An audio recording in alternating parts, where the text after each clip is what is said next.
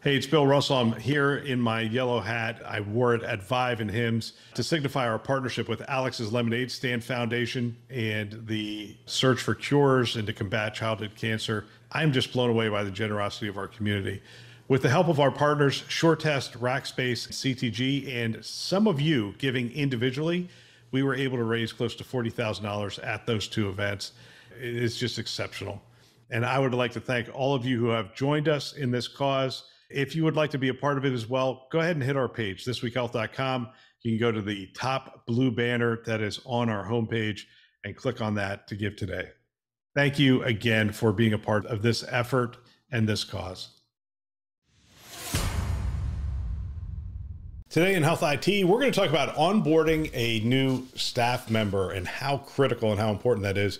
But I'm going to go through our process and what we do over here at This Week Health. Tell you about it in a minute. My name is Bill Russell. I'm a former CIO for a 16 hospital system and creator of This Week Health, a set of channels and events dedicated to transform healthcare, one connection at a time. We want to thank our show sponsors who are investing in developing the next generation of health leaders, notable ServiceNow, Enterprise Health, Parlance, Certify Health, and Panda Health. Check them out at thisweekhealth.com/today. Hey, great companies, and each one of them has a landing page on our website. Check it out and let us know what you think. Hey, almost everything we talk about on this show is at thisweekhealth.com/news. This specific topic isn't because it's Friday, and on Fridays, I just talk about what has transpired this week. And I just got done doing our onboarding deck for a new employee that is joining us on May 1st. And it's an exciting new hire. You're going to want to stick around. That's a little tease. You're going to want to stick around because we brought Drex on February 1st, and that was a big deal. And this one's a big deal too. We're bringing on a former CIO for a health system. So we will have 3 former CIOs from healthcare on our team starting on May 1st. It's going to be fun. Hey, one last thing. Share this podcast with a friend or colleague. Use it as a foundation for daily or weekly discussions on the topics that are relevant to you in the industry. They can subscribe wherever you listen to podcasts. All right, let's get to it. Onboarding is critical, and onboarding is important for a lot of reasons. One is it gets people up to speed very quickly. 2 is it invites them into the culture. It invites them into the organization. And then you also give them the tools that they need, and you give them the path that they need in order to be successful. And so we have a deck. First of all, our process used to be 2 weeks. We have shortened it to 1 week. There's 1 full week where we don't really expect anything in the way of productivity from that person. We want them to onboard. We want them to meet with every team member and have conversations. Now we're a 10-person team. It's a little different if you have a much larger team, but maybe they meet with all the department heads. Maybe they meet with whoever they meet with in order to get up to speed, but they get an opportunity to establish those relationships, develop those relationships. Let me give you a little idea of what's in the deck. The first slide has the person's name, and I would love to share that with you, and I will on May 1st, but I'm not going to just yet. Second slide, by the end of this week, you will get to know the team, our vision and values, hear the backstory and how we got here, get to know our operations, tools we use, how everything is organized, be empowered, knowing how your role fits into the bigger picture, get clear about your first 90 days with This Week Health. Okay, let me go through those real quick. Get to know the team, our vision, and our values. It's important that they understand they are joining a culture, but we are inviting them into the culture. Every person you add to the organization changes the culture. We get into this idea of, oh, the culture is static and people have to meld into the culture. No. Every time you add a person, it changes the culture. If you added a person to a room, it changes the conversation. It changes everything. We invite them in. Now, there are guardrails, and it's our vision and our values and our history really become our guardrails for, hey, this is why we do things. Here's our vision. Here's our values. And so we educate them on those things so that when they get outside of those, and they will, by the way, they just absolutely, and you get to say, hey, let me bring you back to this, and they'll remember that first week when you talked about some of those things. I think it's important for people to know, hear the backstory and how we got here is the second item. And I think it's important to know that they're joining a story already in progress. They are not like, this is not the first day that the organization existed. they are joining a story already in progress. So you have to give them the first couple of chapters. Hey, what's going on? What am I joining? Where am I at in this story? How have the characters been developed? And how did we get here? As much as you possibly can. Obviously, our backstory is about 6 years.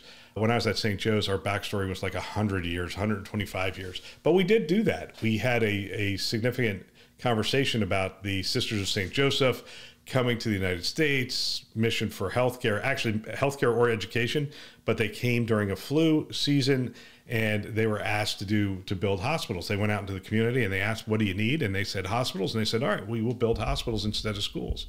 They came back and built schools later, but essentially that's how they got into healthcare. So they need to understand they're joining a story already in progress. The next item, get to know our operations, tools we use, how everything is organized. This is one of the ways we make sure they have access to all the tools they need on the day they start. And so we've been adding this person, giving them the tools. And so when they join, their email inbox will have all these invitations to all the tools that they're going to use. They will also understand our meeting structure and how we assimilate ideas and those kind of things. Next thing, be empowered, knowing how your role fits into the bigger picture. It's important that we hired them for a reason. We don't just hire people and then say, oh, we'll figure out what you're going to do. We typically have an idea of what we want them to do. We want them to know what that is. And then we want them to be clear about the first 90-day objectives, because at the end of 90 days, you know what we do? We meet with them and talk to them about those objectives. We then, next slide, we share with them what our annual goals are. We narrow our annual goals down to 3 items, okay? Dynamic partners, dynamic resources, dynamic community, and we have an individual metric under each one of those things so that they can look at it and go, oh, that's it? That's all you want to do? Now, there's obviously a lot of things underneath each one of those, but that's it. We want to have dynamic partners. We want to be a dynamic resource for the community, and we want to have a dynamic community, which is our 229 project. We then go through our values. I'll spare you on the values. Maybe someday I'll tell you what our values are. And then we share a video, which is the foundation of our culture. It's called the Culture of Honor. At some point, I'll come back and share some of this with you in the podcast. But Megan Locklear, who is in charge of our 229 events, is very much into studying culture and successful cultures. And she's had that bug since she was a college athlete at a Division I school. And she has done talks for coaches and other things in the world. And she has this culture of honor that she has brought to us, and we have created a video for people to watch. By the way, we have 4 videos that they have to watch because we figured we might as well capture it and put it together. We're also good at it because this is what we do. And so they will watch that Culture of Honor video. Each of the videos is probably about 45 to 50 minutes long. And that's why we give them a whole week. All they're doing is watching videos and doing some, and meeting with people and doing some things that we give them to do. Next, we give them our critical success factors around those 3 goals. And we say, hey, here are the, 3, 6, 9, 13. We have 13 critical success factors in 4 key areas that they need to know and understand.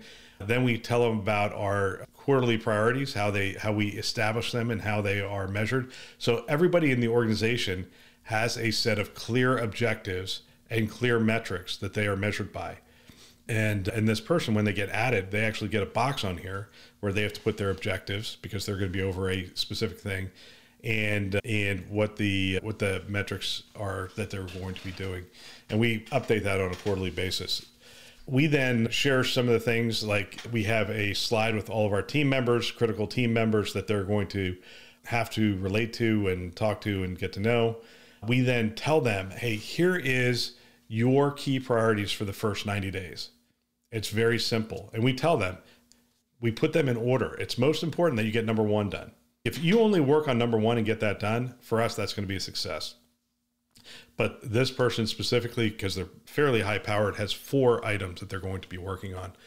And then we, on a weekly basis, I have a one-on-one with all my key leaders, and my key leaders have one-on-ones with all the people that are under them. In that, we call that a personal priority speed check. And what we do is it gives them an opportunity for at least 15 minutes every week to meet with somebody. Now, a lot of you have huddles and that kind of stuff. We do huddles as well, but this is an opportunity for them to meet with me and say, hey, one of the things I'm waiting on from you, or one of the things that you could provide clarity on. We are huge on clarity. Everyone needs to be clear on what's happening. It's one of the ways that I believe that this remote work actually functions well is that if everybody's clear, there's no roadblocks and we keep things going. Then we have a meeting structure and we try to adhere to this as much as we possibly can. We do not have meetings on Mondays or Fridays. We try to keep them clean. And those are days we expect people to get stuff done, get the strategic stuff done. By the way, this is internal or external. We try to keep those days clean. And we have people whose job it is to meet with people externally. Jairus is in charge of our partners, but we still try to squeeze all of his meetings into Tuesday, Wednesday, and Thursday external so that on Mondays and Fridays, he can work on the strategic items. I try to do the same thing. I'm not always successful, by the way.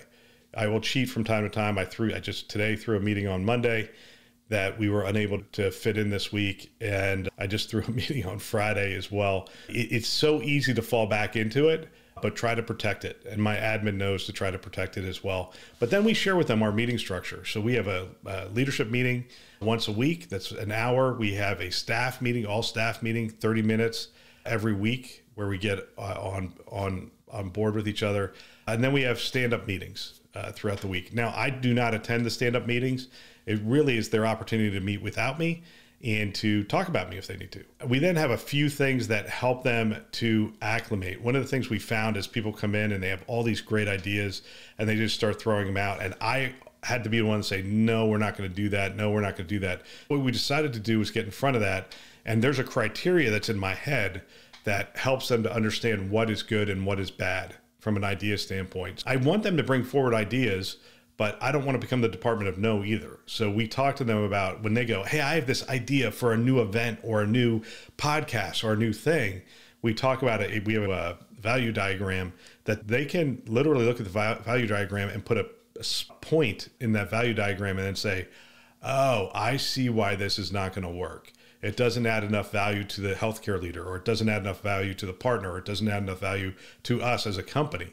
So they can answer their own questions and say, okay, how can I change this so it adds more value to the healthcare leader, or so forth and so on. So there's a value process. There's a creative process as well within our organization.